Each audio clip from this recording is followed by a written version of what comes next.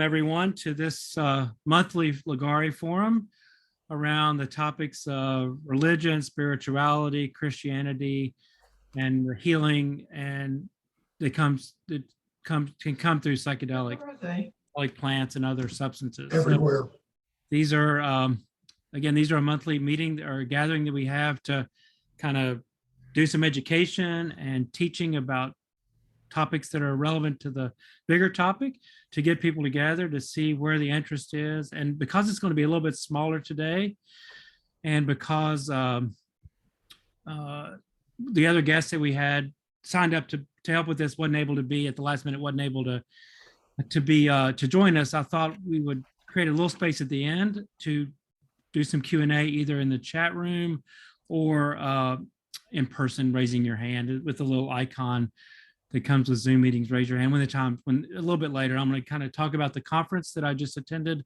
in Portland and kind of the issues and some of the big topics that came up, some things that I learned, some new insights I got from just being in that space with the people that are leading the scientific and medical and cultural movement that's underway with psychedelics. And again, just bring this community together around the topics of Christianity, religion, psychedelics, and spiritual practice. So quick introduction to me and to Ligare. Not everyone on here, I don't think, has been at one of these. So just quickly, my name is Hunt Priest, and I'm actually a priest. I'm ordained in the Episcopal Church about 18 years. And about 6 years ago, I was fortunate enough to be part of a scientific study with religious professionals on psilocybin. That was in 2016, and I was serving a parish in the Seattle area, and eventually moved to Savannah, where we live now, and where we're keeping an eye on the weather as a storm crosses Florida and comes back up the coast. So keep us in your prayers, if you would, especially the people in Florida. But I've been in Savannah about 6 years ago, and about a year and a half ago, I took a break from parish ministry. Didn't resign from that part of my vocation, but taking a break to start this educational nonprofit at the intersection of Christianity, mysticism, spirituality, and psychedelics, and to be a space for us to have the spiritual and religious conversation. The conversations for other parts of this are everywhere, but to keep at least this space available for people that are interested in Christianity, spirituality, and mysticism and psychedelics. So that's the purpose of this. It's educational and networking and community building, and that's my hope for everything we do, and especially for this. So as we move through the next 45 minutes or an hour or so, please feel free to drop something in the chat room. If you actually were at the conference in Portland, please drop that in the chat room, because I would like to engage you in the conversation if you were there, especially. And a reminder that the New York conference is coming up in the middle of October. And if you're interested in attending that and haven't signed up for it, we have a 15% discount code that's in our newsletter, so we can share that with you as well if you're interested. If you have a slight interest in it, I really encourage these Horizons conferences. They go deep, and it has the leading people in the field, the scientists, the medical people, the cultural leaders, and religious conversations are starting to happen in this space too, which is exciting. And I think kind of right on schedule, kind of following the science, following the cultural conversation, and then engaging both the religions that are kind of existing around psychedelics already, sort of new expressions of that, and then also what about the Christianity, Judaism, Islam, Buddhism, Hinduism, and where those intersections are. So that's kind of where we are right now, and that's the purpose of this gathering.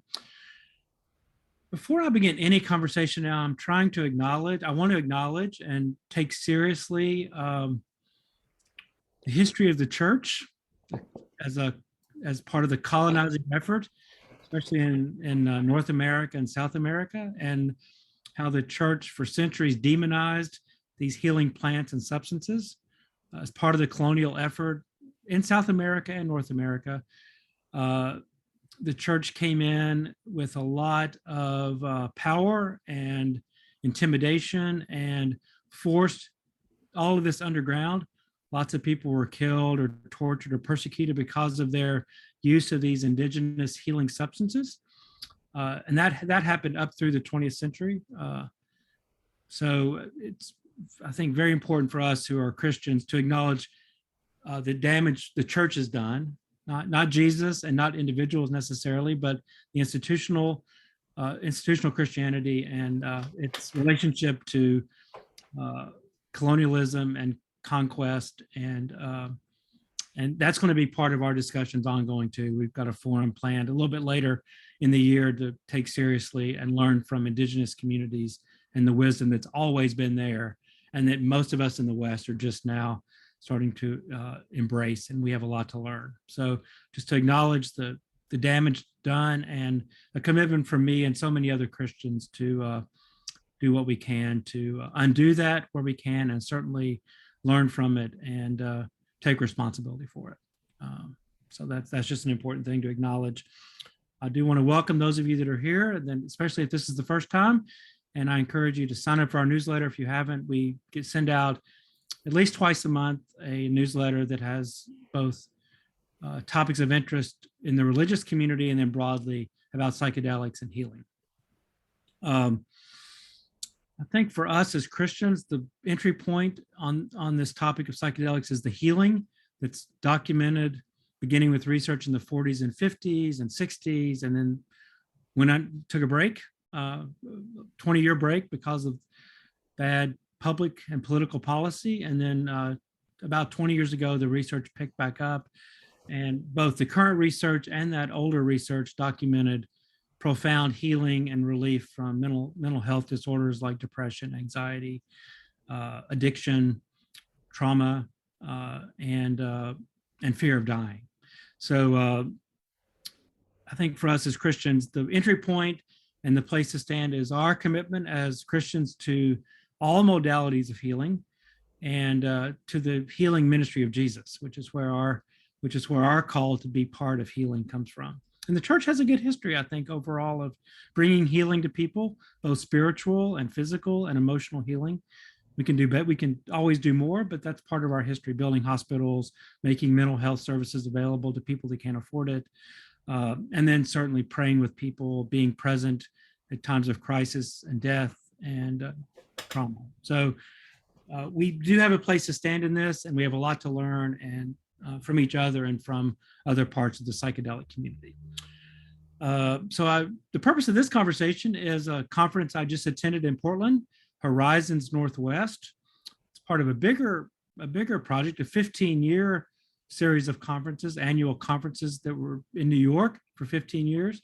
The first one was at Judson Memorial Church. So again, the role of the church in this is there is some a tradition for that and some history of that. And it was at Judson Memorial Church in Greenwich Village was the first one or two conferences, and then they quickly outgrew it. And it's every year except for 2020 because of the pandemic in the fall in Greenwich Village, and at another place farther up on the Upper East Side. So again, if you're interested in that, please feel free to use our discount code that's in our newsletter, 15% discount for that ticket. So the conference, for the first time, did a 4-day conference in Portland, which was both strategic because Portland and Oregon are going to be on the front edge, already on the front edge of making this available broadly to people in Oregon and others with their legalization of psilocybin through a ballot initiative in 2020. It was approved by the voters of Oregon. It's taken a couple of years for the regulatory folks and the scientific and medical community in Oregon to get the structure in place to figure out how they're going to do it. This has never happened before. And as they say, all eyes are on Oregon right now. The state has done an excellent job, I think, of figuring out how to do this. They had a very in-depth process that brought in lots of constituencies over the last year and a half. I had a chance in the spring to meet a few of those people on the regulatory side and impressed with all of them with their commitment to the science, their commitment to the healing, their commitment to getting it as right as they possibly can, and to make it as accessible to as many people as they can. And accessibility is still going to be an issue because this is going to be expensive. even as they're trying to keep it inexpensive. It's going to be, the training's expensive.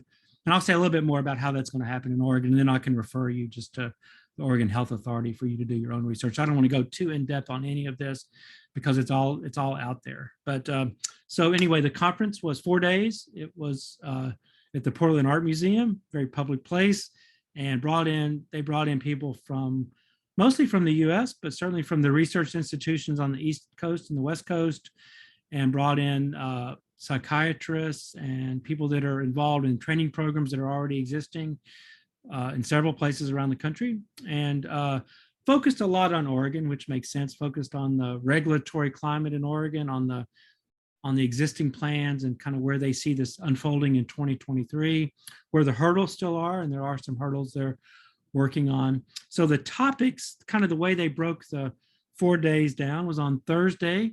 It was growing a psilocybin economy. So kind of both how the funding is going to happen, it's going to be mushrooms. They're going to actually use mushrooms. It won't be a synthesized pharmaceutical type product. It'll be the actual mushrooms. So how to source those, how to make sure they're locally grown.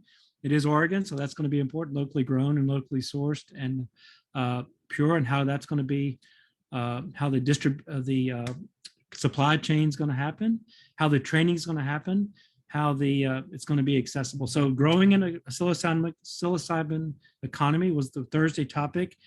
And then Friday was psychedelics in science, looking at the current state of the research, where the researchers hope this is going, both in areas of mental health, trauma, and addiction. And then on Saturday was psychedelics in Oregon. So I brought in a lot of people from the Oregon community up all over the state, but especially on the west side of the mountains, both in Portland, if you know the geography, and then down the I-5 corridor to Ashland. So a lot of the energy for this will be on the most populated side of the state. And there's a local option, so counties and cities will be able to opt out of this. But it's kind of following the path of cannabis legalization on the West Coast. And then I think probably eventually we'll move to other parts of the country. So that's kind of how this is unfolding. So the Saturday topic was psychedelics in Oregon. And then the Sunday topic was psychedelics in the world. And that included a panel discussion about religion and psychedelics at noon. On Sunday morning, I was invited to lead an adult education class at the Episcopal Cathedral in Portland. So at 9 o'clock on Sunday morning, I gathered both in person and online with maybe 45 members of the cathedral there and others who were interested in this intersection of psychedelics and Christianity. We had a really good discussions. For many people, even living in the state, it was new to them that this is coming, and it's coming quickly now, next year, 2023. And people all over the state and all those communities are trying to figure out how to be of service and how to engage that. So, and anyways, excellent conversation. I'm wondering if in the chat there's anybody that's mentioned being at the conference. I'm going to scan that real quick. If you were, please let me know. I see one name of somebody that I thought might be there, and then I didn't see her there. So anyway, so some key takeaways for me.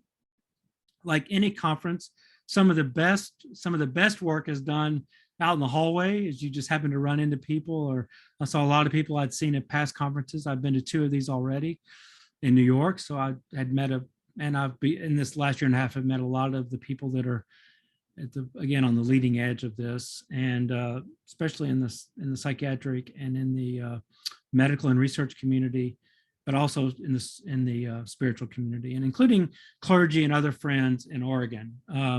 That's going to be some energy dedicated by me this fall to begin to gather those people in the religious community, in the Christian and Jewish and other tradition communities in Oregon, to get them connected, and then to figure out how we want to support them, and how we can, prepare clergy, to prepare spiritual directors, prepare chaplains, and other Christian leaders to engage this,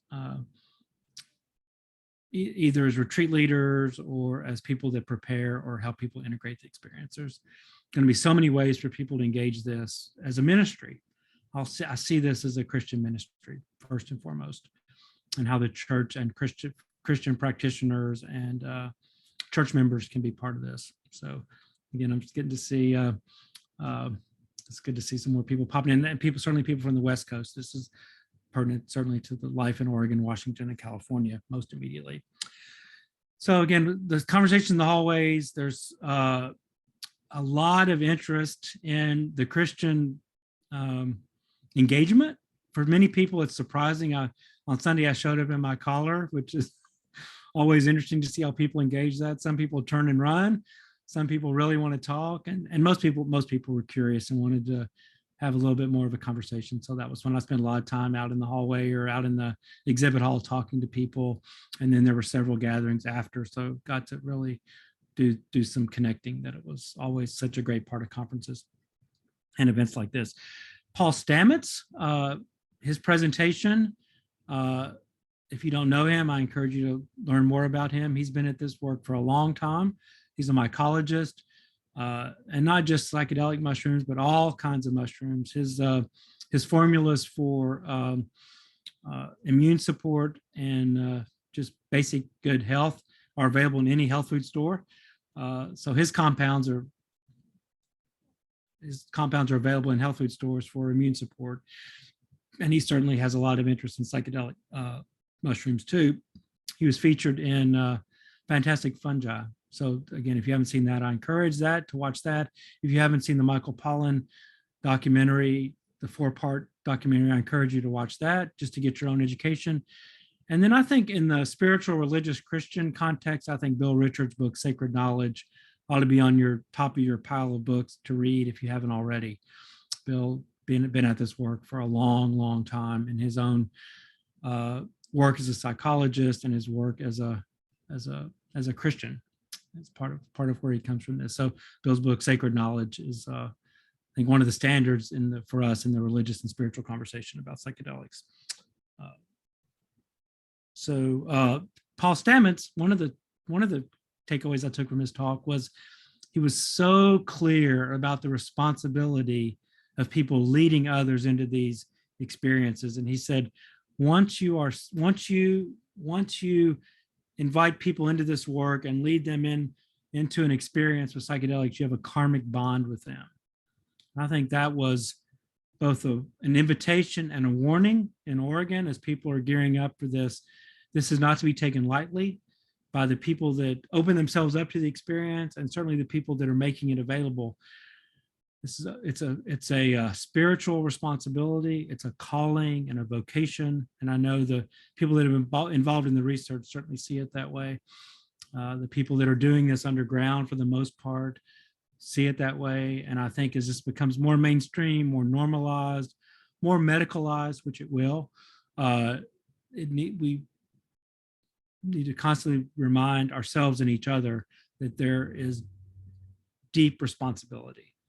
And I think as a clergy person, the responsibility we have for the care of souls really should transfer to the work that people are doing with psychedelics too, because that's what the healing comes from, these spiritual, mystical experiences.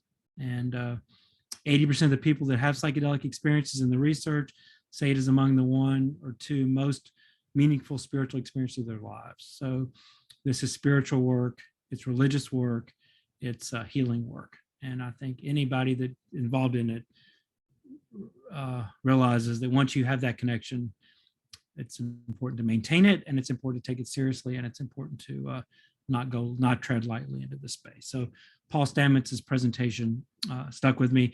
On Sunday, the presentation on religion and psychedelics was broad. It wasn't just about Christianity or Judaism or any of the existing religions, but it was taking seriously the role of religion, generally understood, which is to say these containers of practice and story and experience and community that we inherit and that we are stewards of and caretakers of, and I hope open up to those who seek that in their psychedelic experiences. So, and community being as important as anything in the psychedelic space. around how we need to move forward. Because once people have these experiences, often they're without any place to process them, to make sense of them, to make meaning of. And if there's one thing faith communities are about, if should be about, if we're not, is helping people make meaning of both the joyful, expansive experiences in our lives and the difficult, painful, sad experiences, how to make sense of them, how to put them into context of our spiritual religious life. So seeing psychedelics is just as part of that. And as we move forward in this, finding ways for churches and congregations and individuals to be engaged in this as part of our ministry. And it's really kind of new territory for the church to be there. And I'm excited. There's a lot of interest. I got stopped a lot in Portland asking about my work. People that may have heard something about a Episcopal priest who was doing something with psychedelics, or even about Ligare. There were lots of people that had heard something about it and were fascinated and interested in learning more, and surprised in many cases that there was even a Christian conversation. And I would say quietly, there's a pretty big Christian conversation. So yeah. So let me look into the. Let me see real quick, and I've got some help on here. Garrett and Tim King that work with me are on board. So if you see something that's popping out, let me know. I've got lots of hellos, but please feel free to raise your hand or feel free to drop. Hey, Hunt, since you highlighted Bill Richard's book, Bill is on with us today. Oh my God. Oh, wow. Welcome, Bill. Welcome, Bill. Good to see you. Yeah. Won't put Bill on the spot, but it's what a treat to have him on here. Thanks for being here, Bill. Also see Randy Woodley on here, who's a friend and a colleague from Oregon. And somebody that's going to be involved with us and in the conversation about indigenous practice and about reciprocity and how we as religious people engage and support and have relationships with people with these groups of people that have been using and engaging with these substances for much longer than we have, and never had the cultural baggage around them that we've put on each other and put on ourselves. The conference, parts of it are recorded, and I'm not sure how that'll be made available. The Horizons website is well worth checking out for the resources they already have on there.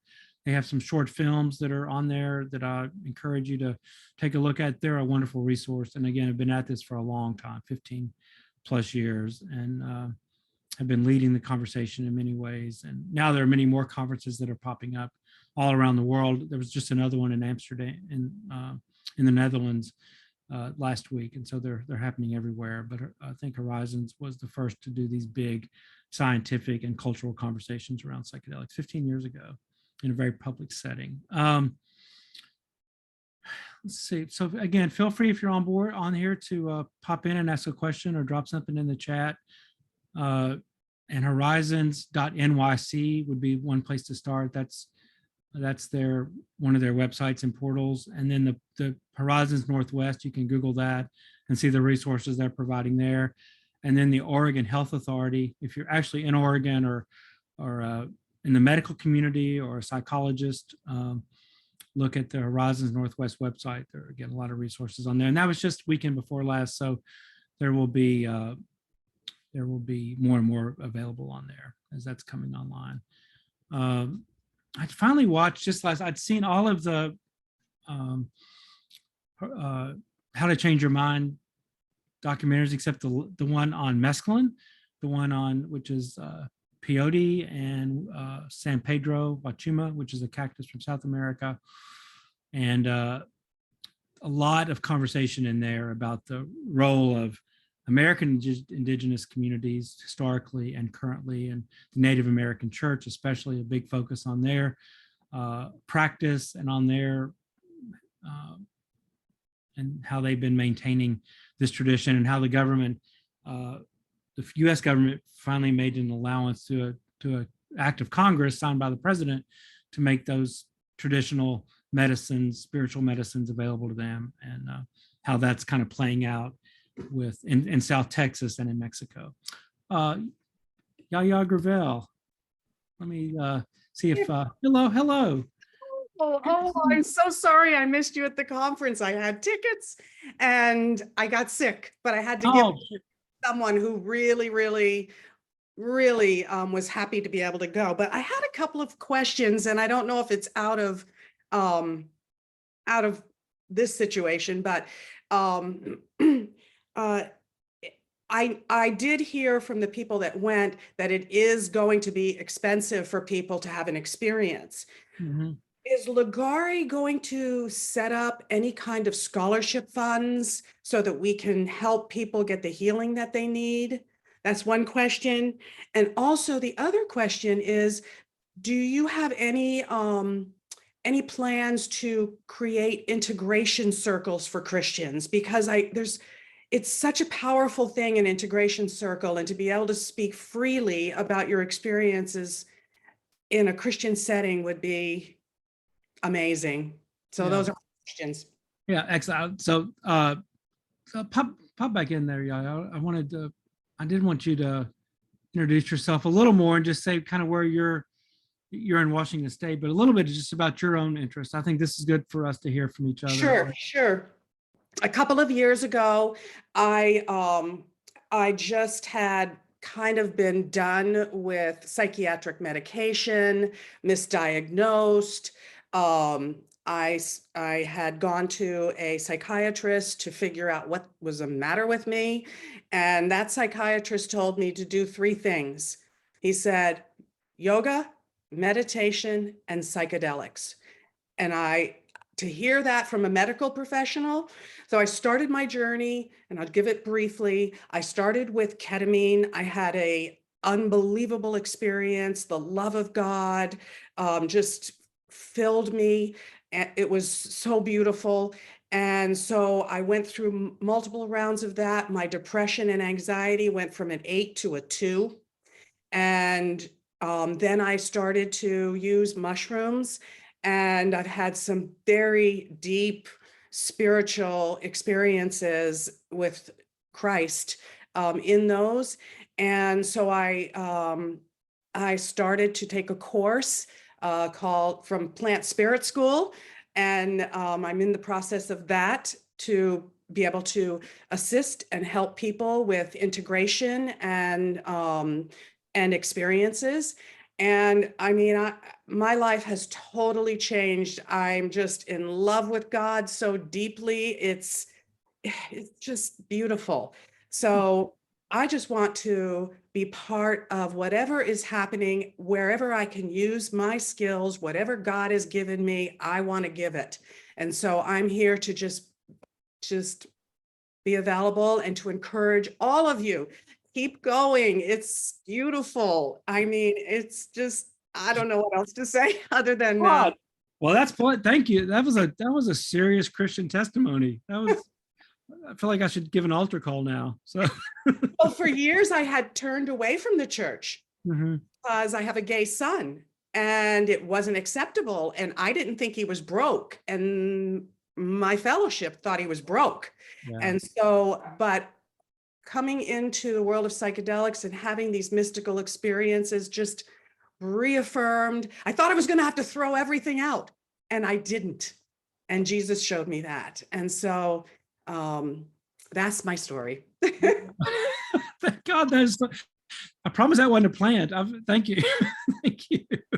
Thank you. So yeah, and we'll talk separately. We are definitely planning some integration circles and trying to figure out maybe in some of the places, talk to somebody in Seattle. I know that's not exactly quite where you live, but trying to find some hybrid of in-person gatherings and then certainly online and Zoom. And I think a lot of this, the Jewish community is further ahead with us. Yes. So, and they're already doing integration circles, and that organization is close to ours and close to me. So we're talking to them already about sort of how that's going, the lessons they've learned and ways to do that. So that's definitely coming this fall. So stay tuned to our emails about that. That's and good. And try and really just get one of the goals of my work is to get people connected, not to be connected to me and the organization, but also connected separately in our own network. So And for those that are interested in Christian practice and Christian spirituality and in Christian community, I can't imagine a better testimony than one you just gave. So thank you to that. Now, as far as access goes, I felt for a long time that the church needs to be actively involved in that, in making this available to people. I'm not sure that maybe Ligare, but I would really hope that individual congregations, there are models for that. The Samaritan Center, which is I think a national network started by the Presbyterian Church, was started to make mental health counseling available to people on a sliding scale. And I know when I lived in Seattle, there was a Samaritan Center there that the Presbyterians started it, but then spun it off. And individual congregations and individual people donated to the nonprofit that then made funds available to so that fully trained and professional counselors could be available for people on a sliding scale. That's one model, and I think a really good one for this. And I think down the road, I can see church communities and centers being available, and Christians who've had an experience offering their time to support maybe a mental health professional, maybe a chaplain, a group of chaplains, and train people who could be there to lead the experience, but then a support staff of others who would come in, and that would really bring the cost down, and I think open the doors of accessibility. And I did have some conversations with people already in Portland about that are opening service centers, about how to do that, how to have retreats in Oregon, and then bring people to the service center for the actual psilocybin mushroom, and then to go back to the retreat center. Because I think for many Christians, a 3, 4, 5-day retreat would be a wonderful way to prepare for this, have the experience, and then have a little space for making sense of it, making meaning, and then coming back down the mountain and getting back to work. So that's kind of, at least for me, one of the primary models for doing this. And I think the Christian community, the Jewish community, maybe eventually the Muslim community, in our own ways, can be part of making this available for healing.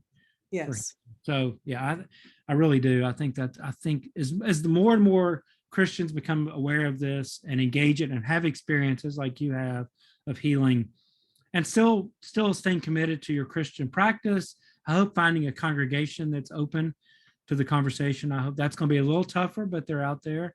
And the more people are aware of this, the easier the conversation is going to be. So again, I hope that answered part of your question, and feel free to drop something else in the chat. I wanted to turn now to James Kress and for his question or comment. Yeah, good morning. My name is James Kress. I'm from Seattle. Yaya, I just want to say I'd be delighted to help form integration circles up here in this area, if that's helpful with anybody else on the call who's in this area. I just brief introduction. This is my second time to this meeting, so I'm newer, but I'm coming into it as a retired evangelical Christian pastor here in the Seattle area, who was confirmed through the Episcopal Church, and now I'm an affiliated minister in New Thought. That's just been the expansion of my experience. But I've been involved in the work myself, individually and in group settings. I'm so grateful to see the intersection of the healing of this work with Christian faith. I see them just together, and am just in full agreement that as we continue to grow organically and within, this work will spread. So just very grateful for this group and everybody's work here, and grateful to be able to network with as many as I can. So thank you.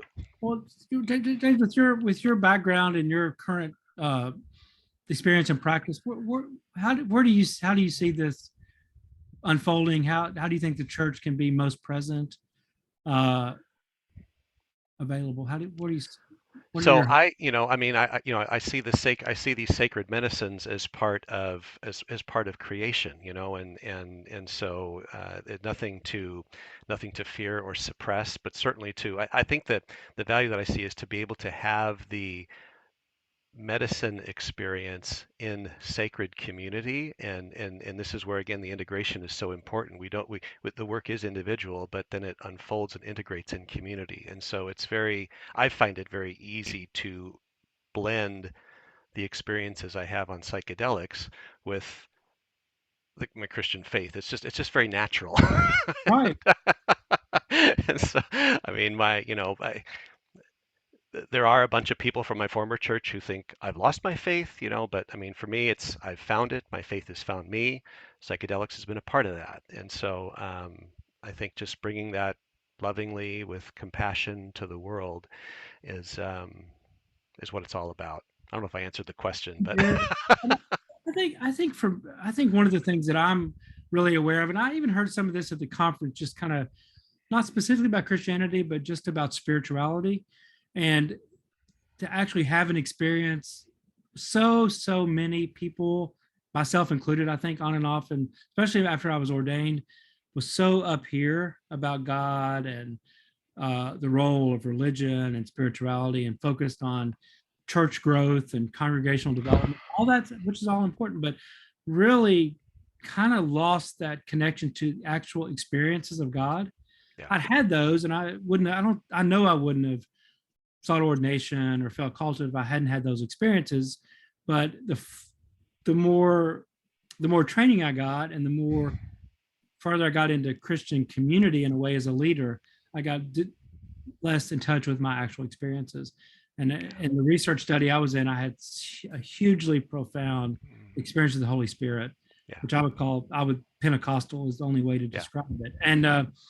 And so I think to invite people into the possibility of an experience of God, which sadly people aren't having. And so many people that I talk to as a parish clergy person would say, my experiences of God have been out in nature. That was Yep. just a consistent theme over and over again. And that had been my experience, not exclusively, but partially. So anyway, I think finding ways to bring this into the Christian mainstream so important. And James, I'm going to connect you with a few people that I'm already in touch with in Seattle, and I'm Thank really you. glad you identified yourself.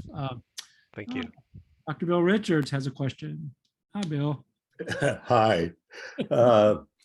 Just want to say how happy I am that this meeting is happening, and that Hunt is devoting his life right now to facilitating this emergence, which we so desperately need.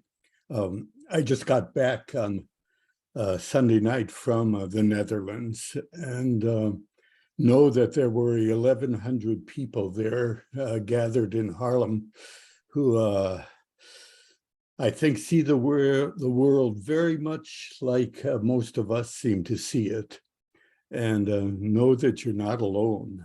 This is a huge awakening of incredibly mainstream competent people out there. Yeah. It's a very hopeful time. Yeah. Thank you. Thanks, Bill. Thanks for all you have done, are doing, will do to make this so mainstream, and so gathering the competent people and lifting up, particularly from you, lifting up the religious, Christian, spiritual part of this, and certainly taking the science seriously, but also taking the spiritual part of this as seriously or more seriously than the other. Was there anything from just in general where you're standing or watching that well, two things: one, that you're most hopeful about, and then two, that where your concerns might be around kind of how this is unfolding, if you have any? You're talking to me? Yeah, Bill. Yeah. Sorry. Okay. I'm sorry, Bill. Yeah.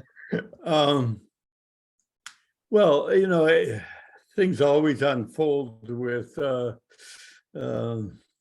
different rhythms. I'm sure we'll encounter challenges and sensationalism in the press and stuff like that. But as a whole, it looks very solid and hopeful and reasonable. Mhm. In the research world, the FDA and those kind of national the guardians of our welfare have been very open and reasonable. If you go to clinicaltrials.gov, there's probably over 100 studies now with psilocybin alone many with normal healthy volunteers that have the blessing of the government to pursue. We're all watching Oregon and keeping it in our prayers. Who knows how that's going to unfold? But it's a huge experiment, and I hope it can unfold well. My own efforts right now are focused on integrating psilocybin into palliative care and through Sunstone Therapies at the Aquilino Cancer Center in Rockville, Maryland. And one looking at the frontier there, where if this moves into oncology centers throughout the country, where are all the therapists going to come from? And frankly, I think one significant source is chaplains and pastoral counselors. Mhm. Just give them a little extra training and they can work in this field. So I agree. it's a very exciting, hopeful time. Good, thank you. Yeah. And I'll say more about this, but in October, on October 20th, we'll have two of those chaplains on with us. Caroline Peacock, who's at Emory Healthcare as Episcopal priest and working in the cancer hospital as part of a study there. And then Jeff Vitt, who is in Ottawa. He's an American clergy person, works at a children's hospital as a chaplain in Ottawa, and is also one in Canada, one of the leading the efforts and conversations up there. So they'll be with us on the 20th, which we'll say a little bit more about in just a minute. But, and I agree, Bill, I think chaplains and pastoral counselors don't need a whole lot more, just need a little bit of maybe an experience, and just a little more training about how this unfolds, because they're dealing with people in these major life transitions and spiritual moments, and bringing religion and spirituality into the conversation. So, well, the big theme is that, we need social structures to help people integrate these profound experiences. And then I think, good grief, we've got them. They're called churches and synagogues and mosques and temples, All we have to do is somehow awaken them, guide them, educate them. Calm them down. Do it, Calm them folks. Come on. Exactly. Yeah. Yeah. Wait, look, yeah. And in this moment in religious life, I think so many congregations and people will be ready for I hope, and be ready to embrace this and learn more. There's a learning curve, and there's some bad information to undo. Sure. And I would add, it's not only psychedelic experiences, but there are many people who have had spontaneous experiences, in sensory isolation or overload or meditation or natural childbirth or creative performance, you name it. And so many of those people are afraid to talk about what is most precious in their lives, because there's not a framework of receptivity and support and understanding. Right. Psychedelics are optional. It's the experience we're after. Yeah, I guess. Yes. That was one of the struggles I had often in parish work, was getting groups small enough and trusting each other enough to actually talk about their not psychedelic experiences, but about their experiences of God, because we, for whatever reason, a lot of, especially in the mainline traditions, not comfortable talking about it. And so small group work and circles of trust and support, we've got those, or we have the potential to have them. And I think that's going to be a wonderful intersection with psychedelics. Well, there's two other hands. Thank you. Thanks so much, Bill, for being here. There's several other people on here that have been writing a lot. I see Tom Roberts on here, Ron Cole Turner. So please, for those of you that have been writing and thinking about this in the academic and professional realm, please jump in with a question or comment. I wanted to, Annette K, at least two of my friends from Europe have dialed in. So Annette, did you have a question? And just a brief introduction for yourself and your intersection, where you come in on this. Thanks, Hunt. Hi, everyone. This is my first time here. I don't know how long you've been doing this, but it's really lovely to be here. And I do have to leave before 6. because I've got a spiritual direction session. So I'm a spiritual director working in the UK. So I just wanted to respond to Bill, really. Oh, who's disappeared off my screen? He's still on the call. He's still on the call. All right, okay. To say, yeah, there's a group of us in the UK who are starting to explore this. I've had a few journeys myself, along with my partner, who's also a spiritual director, and we've met with Hunt and a few other people here in the UK. It was lovely synchronicity, wasn't it? Or something that brought us together. The timing worked really, really beautifully. And yeah, this is our stock in trade, really, to talk to people about their profound experiences. I actually had somebody come to me today, a young woman who I've been seeing for a number of years, and she brought her new baby with her.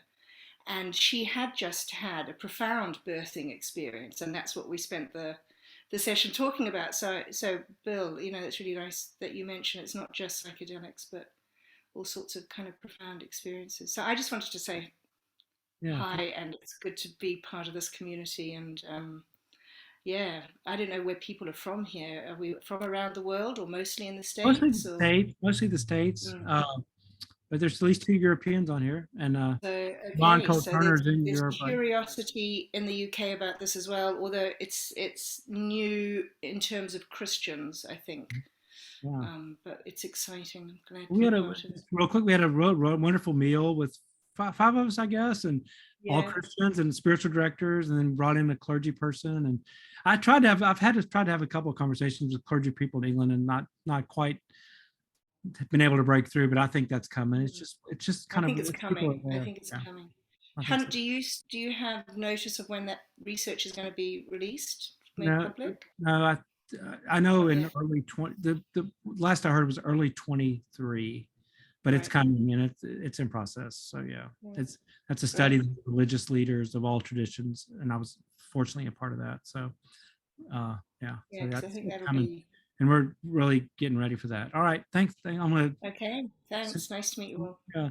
Send to my friend in the Netherlands, my co-director of the retreat we had there in May, Marie-Louise.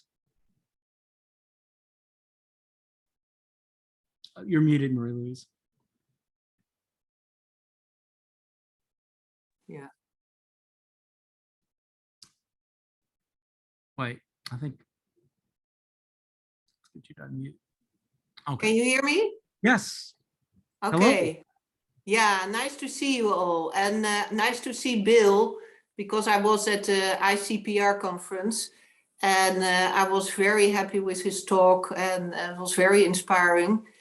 I wanted to say to Annette that I'm busy organizing a retreat for the English people, probably in April, and a Christian retreat.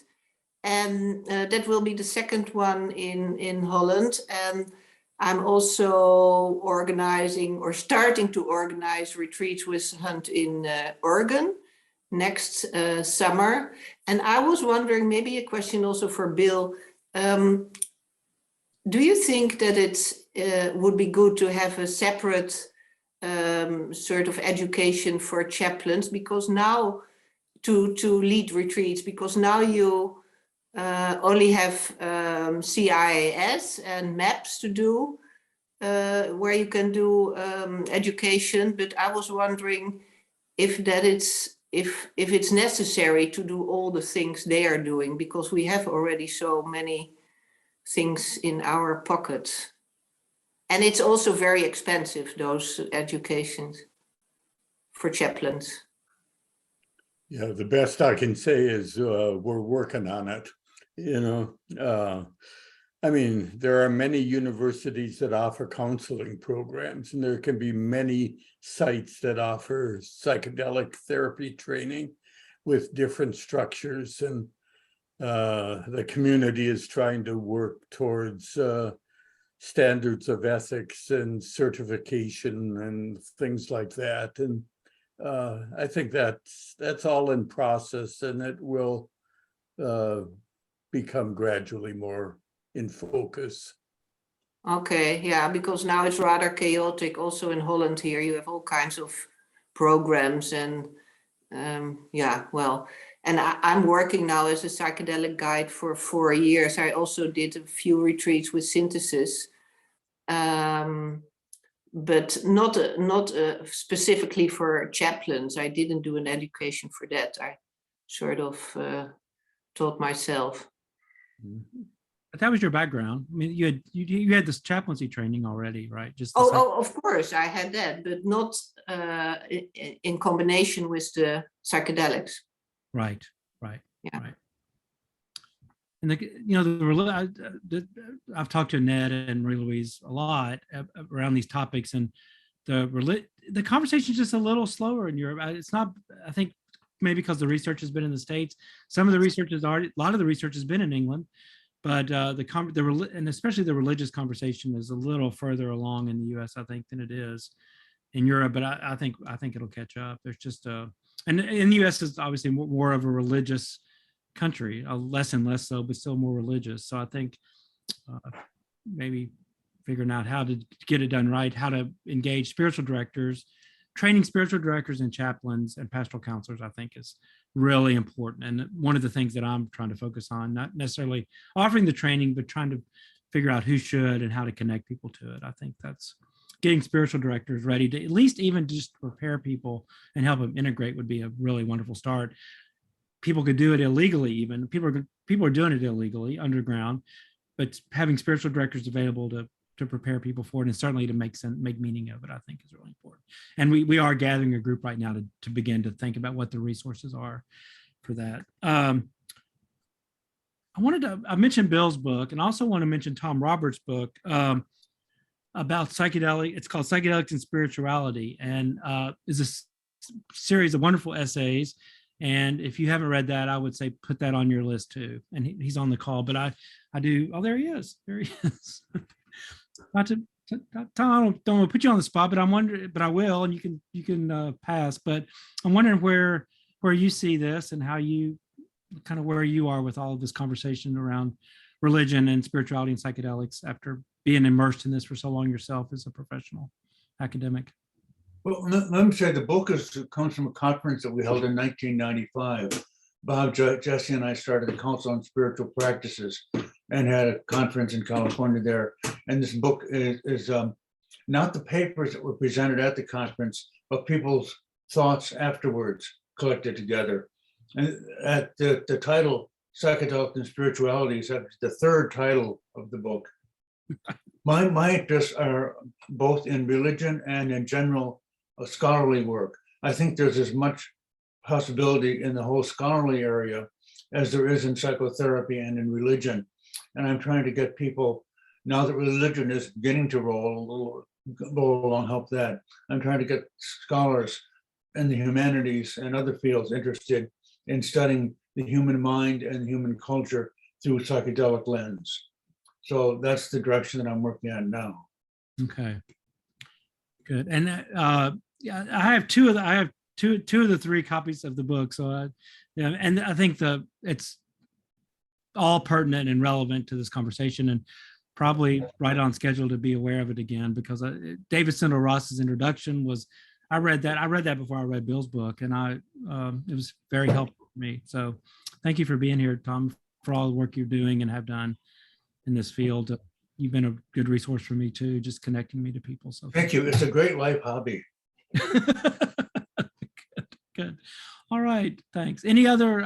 We've got I've kind of allotted an hour for this, so 5 more minutes. There are lots of excellent resources. There's some training resources from Synthesis Institute. There's Ron Cole Turner mentioned Brian McCarthy's article.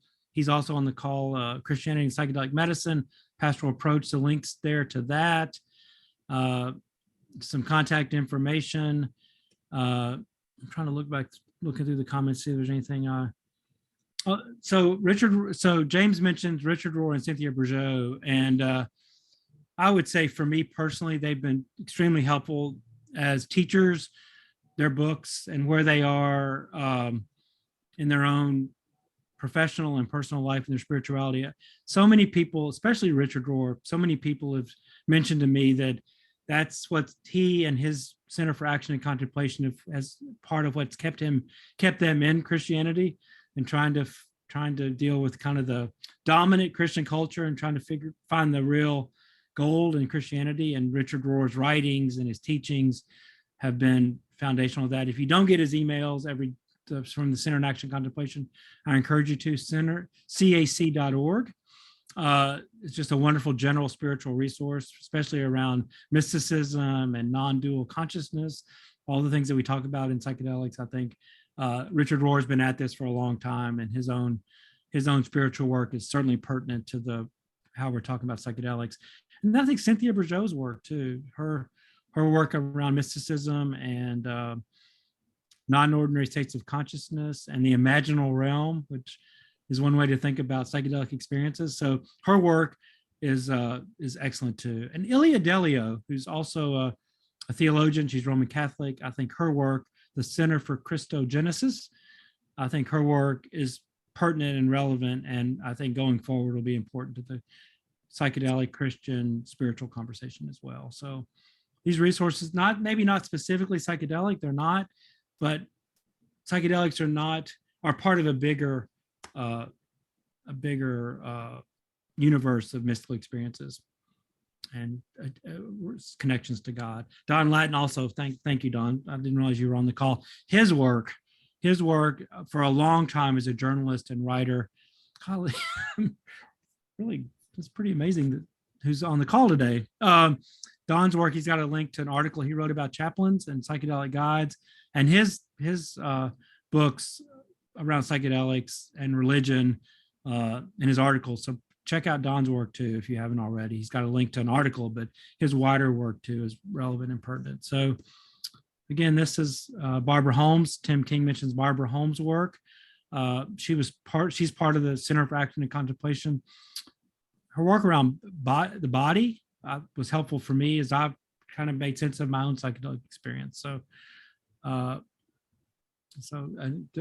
quote from James Kress from Richard Rohr.